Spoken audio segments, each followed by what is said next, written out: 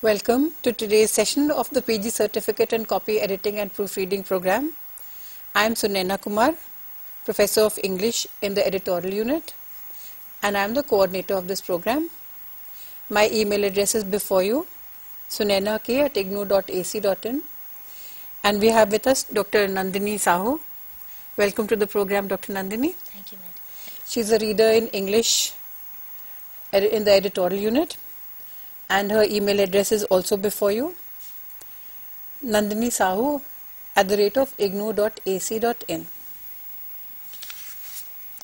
Now the topic for today's discussion is conventional books versus e-books, a career in publishing. As always, before we go into the program proper, I would just like to remind you of some of the details of the program. The program code, as you know, is PGCCP, which stands for PG Certificate in Copy Editing and Proofreading. This program has 4 courses which are titled MBPI 001, MBPI 002 and MBPI 003. Can we have slide 3 please? Yeah. The eligibility for this program is graduation, familiarity with computers and word processing, and this program can be done in a minimum of 6 months to 2 years. The program fees, as you already know, is rupees 3,300 only, and the program is on offer twice a year, in July and in January. After the 6 months that you have enrolled for in July, you can take the exams in December, and if you have enrolled in January, you can take the exams in June. At your convenience, you can also pace yourself so that you take the exam every 6 months up to a total of 4 years. After completion of all 4 courses, you get a certificate which is called the PG Certificate in Copy Editing and Proofreading. Now I will request Dr. Nandini to tell you something about what is a conventional printed books. Thank you, madam. Hello, students. As Professor Sunaina Kumar has already introduced me, I am Dr. Nandini Sahu, and I have joined as a reader in English in the editorial unit. The discussion which we are going to have now, I and Professor Sunaina Kumar, it's a discussion about the futuristic overview about the different incarnations of a book. Before going to discuss with you, I'm just going to explain the different definitions of a book as explained or as defined by the experts. Can you have slide number 4 please? You see, UNESCO defines a book as a non-periodical printed publication not less than 49 pages, exclusive of cover. The Concise Oxford Dictionary defines a book as a portable written or printed treatise filling a number of sheets fastened together. Webster's American Dictionary's definition goes, it's a set of written, printed or blank sheets bound together in a volume. The universally accepted definition about a book, as we all know, is it's something not less than 49 pages, exclusive of covers, written or compiled by one or more authors, and of which more than 50 identical copies have been printed and put on sale. Well, these are the definitions of a book, as we all have discussed and known since time immemorial. But now, in the ultramodern times, the times have changed. The idea, the overview of a book has changed, and now e-books, e-education, distance learning, these have become the buzzwords of the modern society. Paperless office and logging onto the internet to get the material, use of the CD-ROM, text-to-speech programs, e-education, internet, these have become the passwords of the modern generation. Now in this slide, we are discussing about the conventional books. Before going to the e-books, let us know what is a conventional book.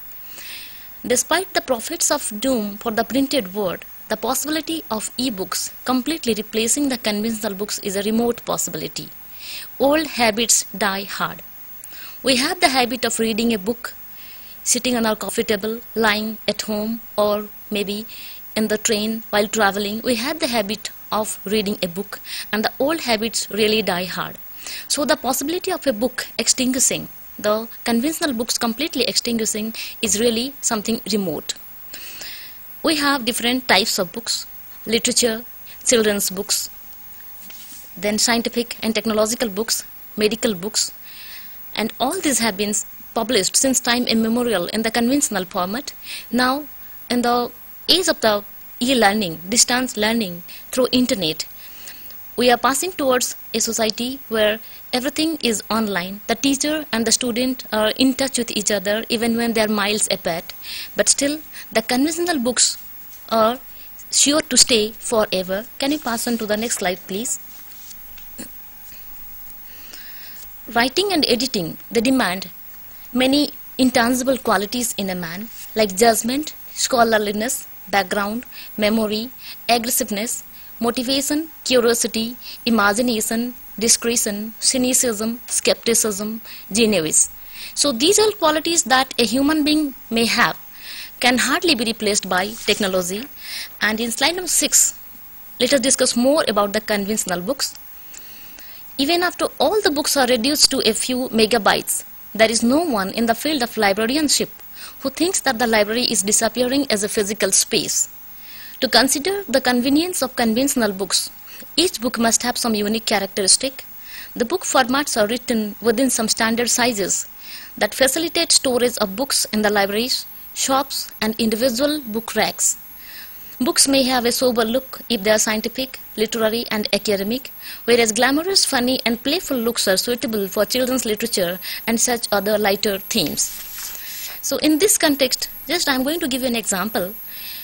Google.com, it's a famous search engine. They are planning now to digitize the 5 famous libraries of the world and scan all the books. The libraries which are even 400, 500 years old, they are planning to digitize all the books by scanning them. But it's a very lengthy process, very expensive. But at the same time, the efforts of Google.com is really praiseworthy because they are trying to make the world literature, the world language, science and technology available to the common man. The conventional books have different sizes and formats. If the books are for children, they may have a very good look, beautiful and very funky and stylish look. And if the books are for the elderly people like research scholars, scientific and technological books and literature books, then they may have a very sober look. The looks may be a bit serious. Anyway, the editor, the copy editor, the proofreader, the publishing house, they have to be very careful about the publication of the books, based on which the successful release of the conventional books are possible. And now going to the next slide. Shows the next slide, please. Here in the slide number 7, we have given the books for children. You see, texts are less, pictures are more, photographs are very attractive. So this is a book for children. And the next slide shows how it's a book of fiction published in the 19th century. The look is a bit serious, isn't it? So in this book, we find that the publisher has to take care that this is going to be read by the senior and elderly people. And the next, it's a book of, it's a hand-drawn illustration. This is published in a book maybe for children. And these type of things, now they are trying to scan and put those in the e-books for distance learning. Now coming to the next slide, here, let us discuss that the conventional books have so many advantages. In the conventional books, we have less eye strain even if we are reading the book for the extended time, but it would be a bit difficult for anyone to study a book on the screen for a long time. Slide, please. The conventional books may be small. Sometimes they are small, so they are very portable. We can carry those while traveling in the train. And the conventional books are also very usable in adverse environmental conditions. They are robust and durable. We can store them for a pretty long time. They are readable even when they are damaged very severely. And going to the next slide, the conventional books have some more advantages for the e-books. They require no power source. In India, several villages, rural areas are there where power sources or power supply is scanty. So they have no alternative reading devices like a PC or a pen tab. And for those type of people, for those type of readers, conventional books are always advisable and they prefer to go for that. They have more value as a collector's item the first editions, the second editions, like that we collect, and we boast that we are proud that I have collected so many books. And at the moment the printed books are primarily published by the established houses. Now I would request Professor Sunaina Kumar to discuss some of the points related to the e-books. Thank you, Dr. Nandini. That was very informative, and our students must have understood that while there's a lot of excitement about the use of new technologies for books, the conventional books are popular and they will continue to be popular for a very long time. Exactly. But may I make a case for the e-book as well? Now, what is an e-book? If you look at the screen in front of you, an electronic book or an e-book is an integration of the classical book structure with features which can be provided within an electronic environment. An e-book can be used as an interactive document which can be composed and read on a computer or on another electronic device. Now if you look at the next slide in front of you, there are two major types of e-books. Those that are digitized, which means that they are the electronic versions of a text that has already been printed. It has just been scanned and it is put onto the net or on a computer or on a CD or on a floppy or whatever. Then there is another type of e-books, which is what we shall be talking about in some detail, which is a database of linked materials. So there might be text, just printed text, there might be music, there might be 3D views, and there might be hyperlinks. Now what do I mean by a database of linked materials? For example, if we are reading something about a musician, for example, if we are reading about Beethoven and we want to hear what his music was like, no matter how well a printed book may describe what his music was like, if you have an e-book, you can just click onto one of the links and you can hear a little clipping, of course well within the permitted copyright always, and you can look at a 3D view. For example, if we are describing a very beautiful monument, we can give 3 or 4 pictures, but in a bubble view in a CD, for example, you can look at the building from different perspectives, from top and down, from right and left and so on. And then if you want to know who are the other people who have been writing music like this, or what are the other buildings that are like this, you may have a hyperlink and you can look at other buildings like that, other books like that, or listen to similar music or different music and so on. Exactly, Professor Sunaina, just I would like to add 1 or 2 points to this. As we had a discussion the other day that the e-books may even provide you several other provisions, like you are reading a novel on the net. So the reader has the choice to go for the ending, like if the reader wants a happy ending or the reader wants the ending in a traditional manner, the reader has even the choice to go for it. Yeah. And the teacher and the student can be online, they can be in touch with each other, they can interact, they can see each other using a webcam. So and also they are cheap, they are not so expensive like the conventional books. So that way it's very convenient. Nandini, would you tell us something about what are the various kinds of conventional books that people who are looking for a career in publishing can think of working on? Exactly. Thank you for the question. Please let us see the slide number 14, please. Here we are in slide number 14. We are discussing about the different types of conventional books. Books may be on creative writing.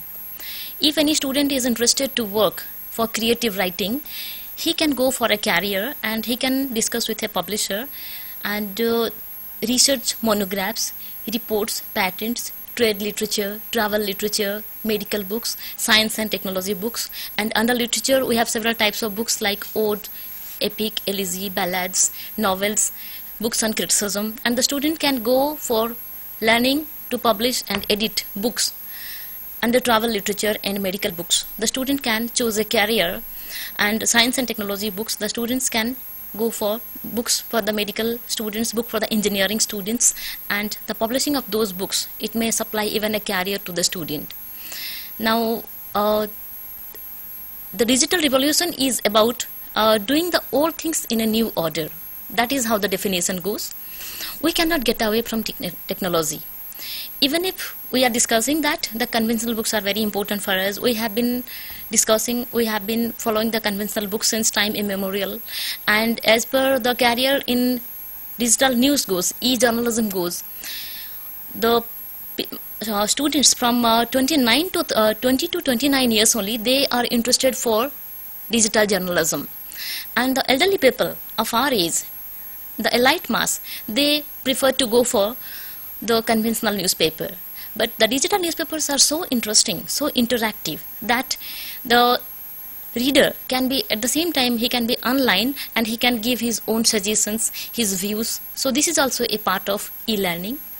Now, on the next slide, I request Professor Sunaina Kumar to discuss some of the disadvantages of the conventional books, by which e-books are becoming so popular for us day by day. Yes, Nandini, you know, we are at IGNOU, we are a university with a difference. And while conventional books have been around for a very long time, exactly, for thousands of years, in their various incarnations, for example, there have been books on clay, there have been books which have been carved on stone, there have been books on papyrus, and after paper was invented, eventually then they were handwritten books and so on. But despite their various advantages, there are certain disadvantages of conventional books as well. And the reason we are talking about the advantage versus disadvantage of both of these is that you as learners can decide which is the area that you would like to specialize in. Now, what are some of the disadvantages of conventional books, given that they have been around for thousands of years? Let me at this point say that we at IGNOU try to reach out to learners who are differently abled. For example, they may have a physical handicap, they may be visually impaired, they may like to read a text in a larger size than the conventional 10-point or 12-point that is used for printed materials. With the conventional book, they have either a choice of going on for spectacles, or if they are totally 100% handicapped, then they just cannot read the conventional books, or they might have to rely on somebody who is going to read it out to them. Otherwise, our learners or any potential reader in the publishing scenario may be physically handicapped. For example, if you think of a situation where there is somebody who is an amputee who doesn't have arms, the book is very good, he can read it also, but he cannot turn the pages and he cannot hold the book. So who is going to help him all the time do so? If such a person is there, he can have a band around his forehead and he can have an electronic pointer, and he can manipulate the keyboard so that he turns the pages, or he can read the book at his own speed. Now, another type of person may be orthopedically handicapped. He may be on a wheelchair, and a library may be very good. It may be very well stacked and the librarian may be very helpful, but there is the problem of access. How does he reach the library? How does he reach the various stacks which may be at different levels? And then how does he read the book? We can imagine there are various other kind of handicaps. We can have a book which can be for the visually impaired, but supposing the person who is visually impaired also has a hearing problem, then what does he do? Or there might be a combination of physical incapacity along with, you know, spastics or somebody who have jerking movements. Then how do they control the books? How do they even control the electronic pointers? The e-books, the e-book revolution can help such persons considerably, and they can provide, for example, in a person with visual impairment, they can provide the option of increasing the size of the text. So you can have a text which is, say, 20 points, and then the person may be able to read it. Or you might have a different contrast. You may have a white text on a black background, which is more readable than the conventional black text on a white background. Or, for example, if a person is physically handicapped and he cannot turn the pages, like I said, then he can use an electronic pointer. And if a person is orthopedically handicapped, he can have the book on a CD-ROM on his computer, or he can even access it through the net. There are some books which are in the free domain, which are not under copyright, and which can be read completely on the internet. And so he does not need to go from place to place in order to read books. Apart from these, which are access-friendly devices which are offered by e-books, there are certain other advantages. In e-books, there is something very interesting that can be done. For example, a very famous novelist had put part of the novel onto the internet, and he invited people to complete his book. There was also a competition in which the participants were asked to complete the book, and then there was a prize, and then that book was online for everybody to read. So ebooks has the advantage of pure participation. Then ebooks also have the advantage of an innovative navigational design. What do they mean by innovative navigational design? That you can, the problem is that we think that ebooks cannot be marked, you cannot underline, you cannot turn the corner of the book in order to indicate at what point you had left it. But this is not true. It's possible to do all the things electronically which you would do if you were using a conventional printed book. It is not advisable, of course, to turn the corners of books, but people do it all the time. You can bookmark your book and you can read it at a later stage. Then another advantage of an ebook is that the production cost of the book is much lower, because all you have to do is to compose it on your computer and maybe take it on a CD and replicate a CD for 15 or 20 rupees. That's all it costs, instead of going in for a large printing press and the whole establishment. And also, if there is a book which you would want to read, or a part of a book which is there in America which you would like to read from India, you can just get it placed on the net, or you can get it emailed to you and you have instant access to the book. Whereas if you wanted to read it in the conventional printed format, it would have to be mailed to you, and it might take what we call as snail mail. The snail mail may take something like a week to 10 days to 15 days for you to read the book. Now these are some of the advantages of ebooks. Professor Sunaina Kumar, at this point I just would like to interrupt. There are some questions related to the ebooks and e-education. Like, many people have a doubt that how can the publisher get any profit out of the ebook? By publishing ebooks, how the publisher would get the profit? And another question is how to check the intellectual property writer of a reader, of an author. Suppose any author is writing a text, he must expect that his text is not accessible to anyone and everyone without any profit to him. So how to check the intellectual property right of the author? At the same time, how the publisher can make any profit out of publishing ebooks? Can you please explain and make us clear about these 2 points? Yes, Nandini. Now, copyright is a worldwide problem, and I'm sure you must have all come across little children selling pirated books even at crossings. It's a problem whether it is a conventional book or whether it is an ebook. As far as ebooks which are available on the internet are concerned, they are usually encrypted by the publisher, which means that you have to pay a certain amount of money, whether you pay electronically or whether you pay by any other device. We will not go into that. And only when you have the password or the key, encrypted key, can you read the book. You might have a little part of it which you can read, which can be used as a hook, but you cannot access the whole book unless you have paid the publisher. That is one way of doing it. But of course, if you have a CD-ROM which might have cost the publisher thousands of rupees to create, all you have to do is to go to the neighborhood cyber cafe and get the book copied. But then that is a problem even with the conventional system. So I think, Nandini, that is something that people are worrying about constantly. There are protocols and there are discussions, there are international conventions, copyright conventions, but there are people who are always able to get by it, and there are pirates and all kinds of things. Exactly. Unfortunately, the input of the author and his royalties and everything is affected, but that is a phenomenon that we can only worry about and take it as it comes. Exactly. Now, you were mentioning that there are certain other disadvantages that you would like to discuss with our learners. Okay. Right. So let us discuss some of the disadvantages of the ebooks. The first one is lack of standard formats used. In the ebooks, there is no particular standard format, and the different hardware readers or reading devices read the electronic information differently. And also, many users are not well versed enough in software applications to be able to know which ebooks are compatible for their systems. And these all problems create difficulties for the publishers. So I would request Professor Sunaina Kumar to please explain these 4 points so that we can go to the other disadvantages of ebooks. Yes, Nandini, there are certain disadvantages in standard formats, but any new technology that comes has its problems, teething problems, and we can only address the issues as they are raised one by one. But given the advantages of ebooks, particularly in helping those who are differently abled, we are moving towards increasing use of technology. Best of course would be that the conventional book is supplemented by an electronic version, so that if there is, for example, if there is a reference book or there is an encyclopedia, often the hard copy of the book comes with a CD along with it, which can be put onto the net, and from there you can get the latest information, the latest statistics, and therefore your encyclopedia does not get out of date.